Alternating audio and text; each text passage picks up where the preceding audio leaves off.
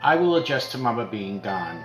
I know I will. Despite 4th Christmases without Mama, the pain of losing her remains. Grief, unfortunately, does not follow a defined plan of healing. It is as palpable as it is indescribable. The emotion that, well, it just won't go away, which digs down into me like a knife right into my very core, and it hollows me out and fills the hole that's left behind with something just a little less solid, a little less complete than what was there before. Some people fill the hole with busyness, some with work, some with social lives, some with booze, some with drugs to ease the pain. Me, I will try and fill the hole with my faith. And I suppose that is the emotional crutches that I will use, because I can lean on that.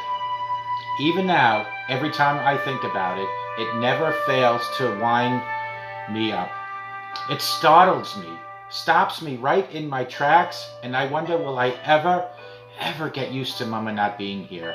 This is the 4th Christmas. As the initial tears of shock dry up, what's left behind slowly sinks down into me and makes all of us left behind, all of us children and relatives and friends, just a little bit heavier than it was before. Will we ever adjust? Will I ever adjust? I wonder to myself to the fact that my Mama is gone. Here I go again, over 4 years later, talking about grief. Would I ever just get over? Will I ever stop complaining? Despite all these years, the pain is still here.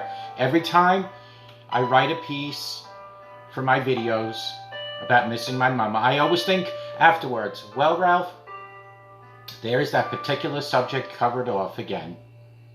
Right? What's next? And then a couple of months later, I seem to always find myself back in front of the camera.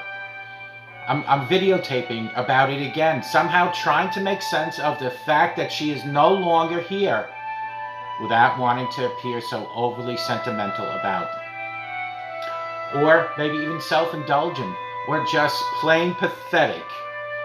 And I'm acutely aware of the fact that she is gone. 4 Christmases she has been gone, and I find myself self-conscious about that fact each and every day.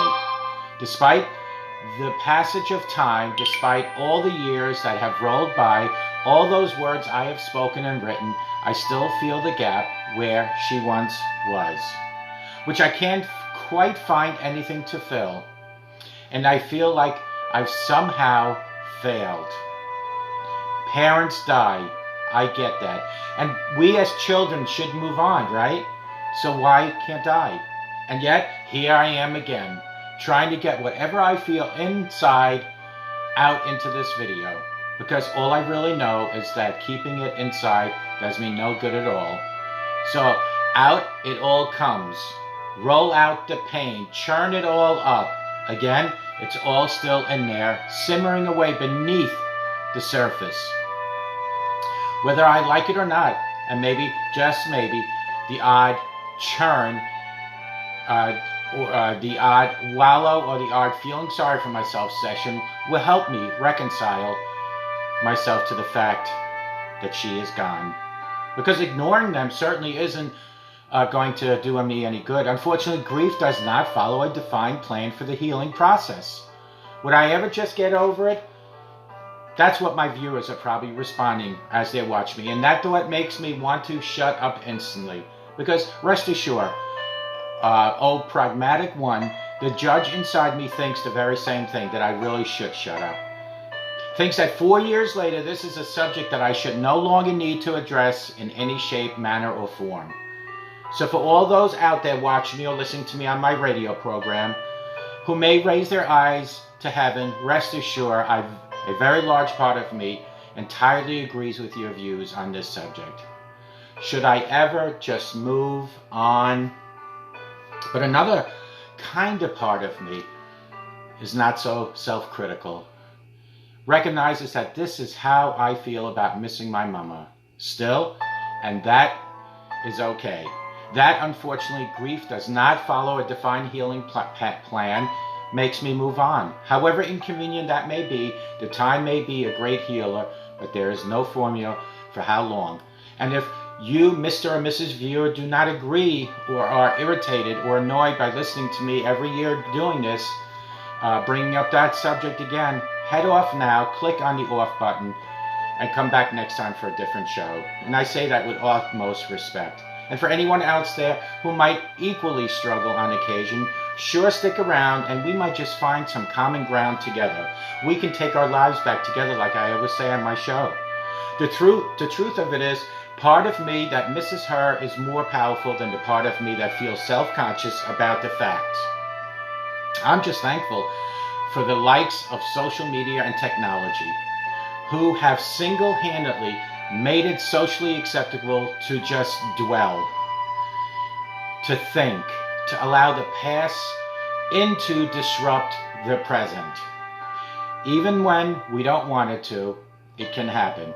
Even when it's inconvenient and upsetting and a sheer nuisance to some people, it can happen. Emotions can be very annoying when they won't behave themselves. I get that. I think the thing that irritates me most about grief is sheer unpredictability. The randomness which it strikes me anytime, any day. The fact that it catches you unaware is unbelievable. It jumps at you when you least expect it and punches you in the gut. And because of the severity with which it hits, there is no way linked to how long it is since that person went, when we feel that we have to hide our reaction, because to a large part of us alongside the outside world, it doesn't seem logical or proportionate or sociably acceptable by a person like me constantly doing videos about my mom every year. The moments I really miss her are the moments like right now, Christmas, when I can just see her sitting there unwrapping the little gifts that she might have gotten. Certain random moments grate through me unexpectedly. The doting, sometimes I see a doting grandma who collects the little girl down the street, maybe my grandchild's age. She wears a good winter coat my mother would have liked. Spits on her hanky to wipe the smudge off the jam off that little girl's cheek. That's something my mother would have done. And you remember how your own mama used to do the same thing to you. And how that care and attention would no doubt have been lavished on the next generation had she been given the chance to meet her grandchildren. Oh, I should say her grandchildren, great-grandchildren. The kind that makes you feel like you're inadvertently swallowed a lemon. What about when I walk in the store and I go into the perfume department and I smell 4711, her favorite perfume?